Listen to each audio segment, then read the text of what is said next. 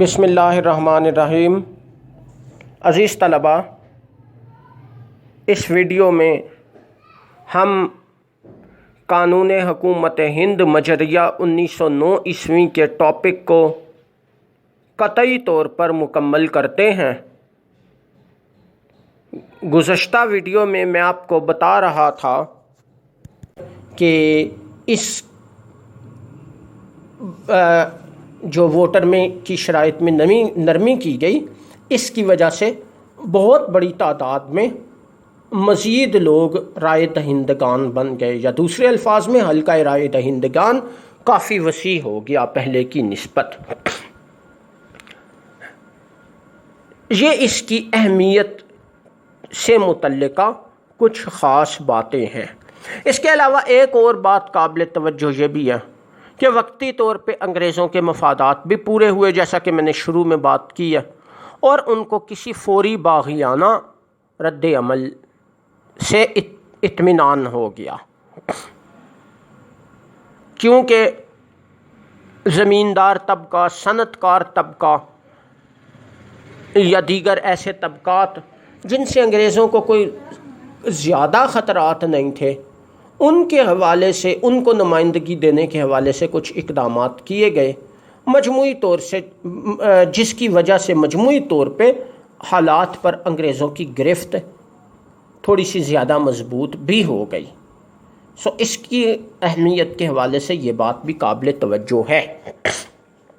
اب ایک اور بات یہاں پہ سمجھنے والی آتی ہے تنقیدی جائزے کو ڈسکس کرنے سے پہلے، اور وہ بات آپ کے لیے بہت امپورٹنٹ ہے۔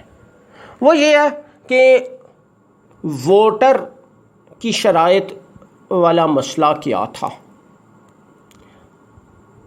موجودہ زمانے میں۔ اب میں آپ کو یہ بات یہاں پہ سمجھا رہا ہوں، اور اگین یہ بات بھی کہتا ہوں کہ یہ بات ہم بار بار نہیں ڈسکس کریں گے۔ آگے بڑھنے سے پہلے اس کو ایک دفعہ اچھی طرح سمجھ لیں، کیونکہ اس کا ذکر بھی آگے بہت سارے ٹاپکس میں آئے گا۔ موجودہ زمانے میں جو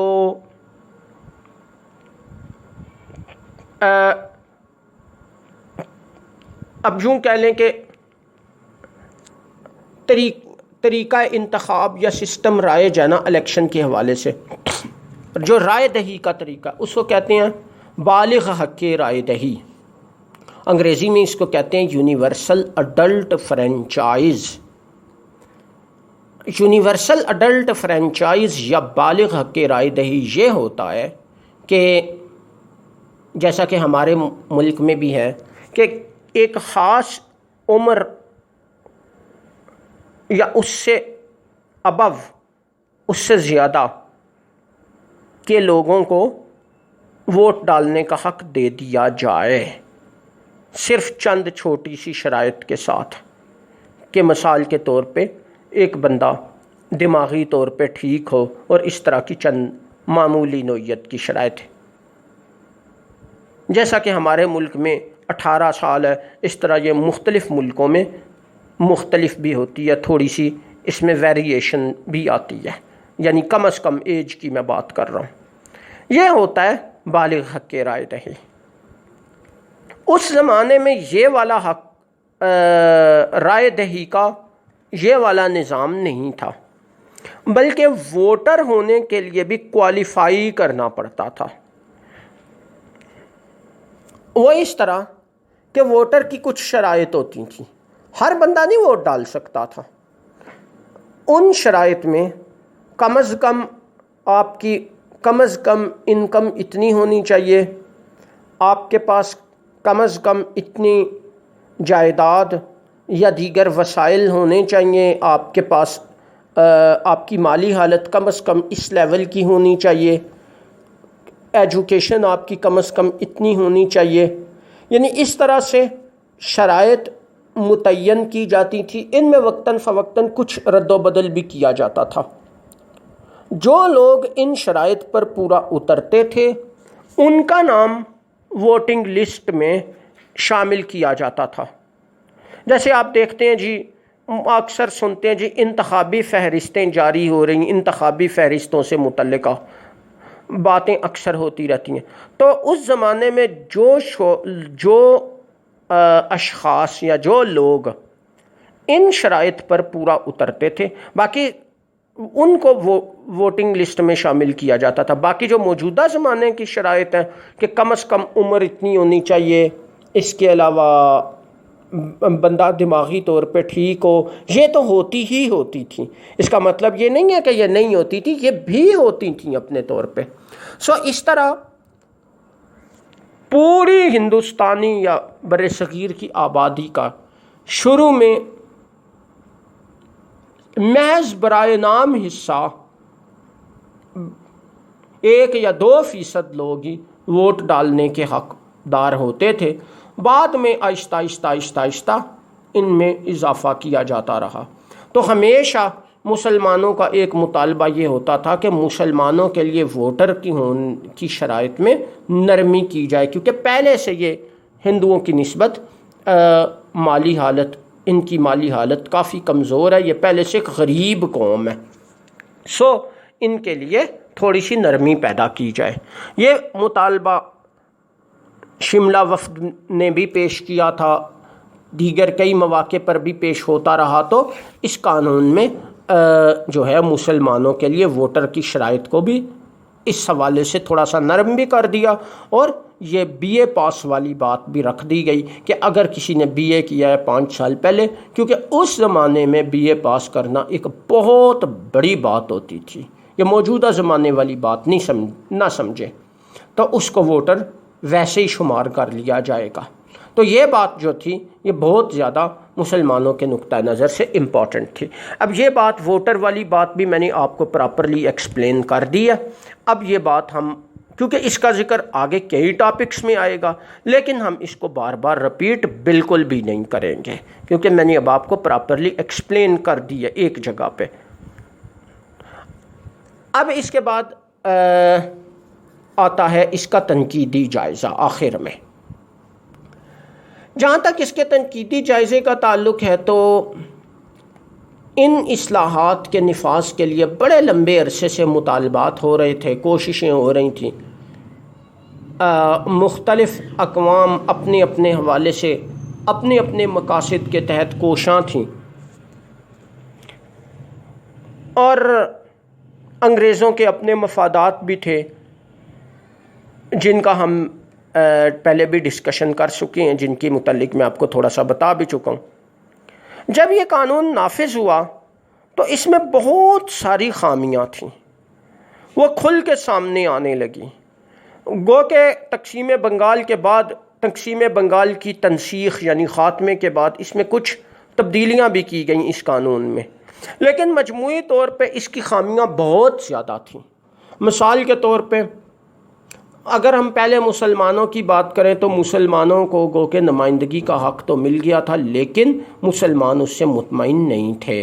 کیوں کہ وہ ان کی آبادی کے تناسب سے بہت کم تھا.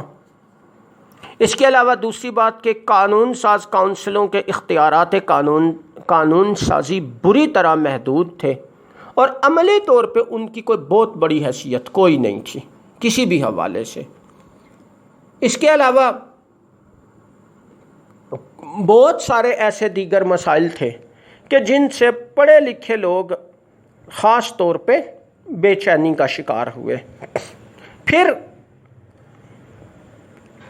برصغیر کے اندر اور باہر 1910 کے بعد بہت تیزی سے اور بڑی اہم نوعیت کی تبدیلیاں رونما ہوئیں، جن کی وجہ سے مزید اور مؤثر اصلاحات کے نفاذ کی ضرورت پر ہر کسی نے زور دینا شروع کر دیا.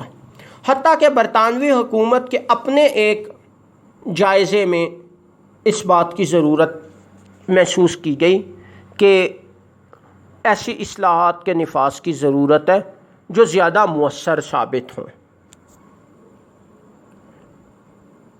ہندوؤں نے اور مسلمانوں نے اپنے اپنے طور پہ نئی اصلاحات کے نفاذ اور ان اصلاحات میں ترامیم کے مطالبے بھی شروع کر دیے.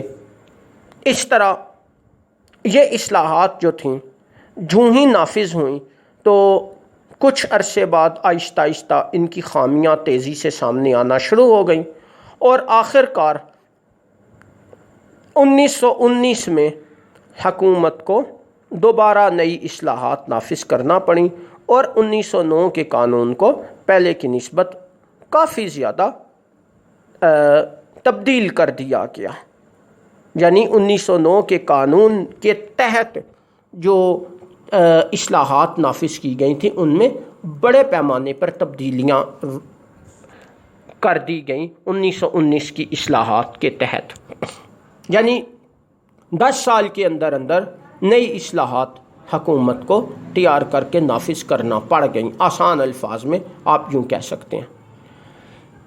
لیکن ان باتوں کے باوجود ایک مثبت بات ضرور یہ ہے کہ ان اصلاحات کے تحت گو کہ محدود سطح پر ہی صحیح لیکن قانون ساز کونسلوں کے اختیارات میں اضافہ کیا گیا، قانون ساز کونسلوں کے ارکان کی تعداد میں اضافہ کیا گیا، منتخب عنصر کو یعنی منتخب ارکان کو زیادہ مضبوط بنایا گیا، ان کے تناسب کو بہت ساری کونسلوں میں بڑھایا گیا، جداگانہ حق نیابت ملا، اس کے علاوہ ووٹر کی شرائط میں کچھ نرمی ہوئی. ان تمام پہلوؤں کو جو کہ مثبت اور منفی نوعیت کے ہم مجموعی طور پہ اگر دیکھیں تو یہ ضرور کہیں گے کہ تمام تر قدغنوں یا پابندیوں کے باوجود یہ اصلاحات اپنے طور پر کافی زیادہ اہم تھیں اور مقامی لوگوں کی انتظامی اختیارات میں شمولیت کے حوالے سے ان اصلاحات نے اہم نوعیت کا راستہ ہموار کیا. گو کہ مقامی لوگوں کو انتظامی اختیارات کوئی زیادہ یا انتظامی کاموں میں کوئی اہم حیثیت تو پھر بھی حاصل اتنی زیادہ نہ ہوئی، لیکن کم از کم یہ اصلاحات جو تھیں ایک نقطۂ آغاز کی حیثیت ضرور رکھتی تھیں کئی حوالوں سے مقامی لوگوں کی پوزیشن کو اہم بنانے کے حوالے سے. اس لیے ان اصلاحات کی اہمیت کو بہت زیادہ محسوس کیا جاتا رہا. یہ ہمارا ٹاپک جو ہے یہ مکمل ہو گیا. یہاں پہ یہ دونوں کوسچنز جو میں نے آپ کو شروع میں لکھوائے تھے وہ اب ہم نے مکمل کر لیے ہیں مجموعی طور پر بھی اور مسلمانوں کے حوالے سے بھی. آپ کو میں اگین آخر میں یہ کہوں گا کہ آپ توجہ کے ساتھ ان ٹاپک کو اچھی طرح تیار کریں اور ٹپس ضرور لے لیں. ٹپس سے آپ کو ٹپس میں تمام تر سوالات کے مختصر جوابات مل جائیں گے جو کہ امپورٹنٹ سوالات ہیں. وہ آپ ٹپس سے ضرور استفادہ کریں اور جو جو چیزیں میں نے آپ کو لکھوائی ہیں وہ ضرور لکھیں. اور اس کے بعد جو آپ کے کوسچنز ہیں آپ واٹس ایپ پہ جو آپ ہماری گروپ کی کلاس ہوتی ہے وہاں پوچھیں. انشاءاللہ سب جو ہے اسٹوڈنٹس کو جوابات مہیا کیے جائیں گے اور ہمارا یہ سلسلہ اسی طرح سے آگے چلتا رہے گا. نیکسٹ ویڈیو تک کے لیے اللہ حافظ.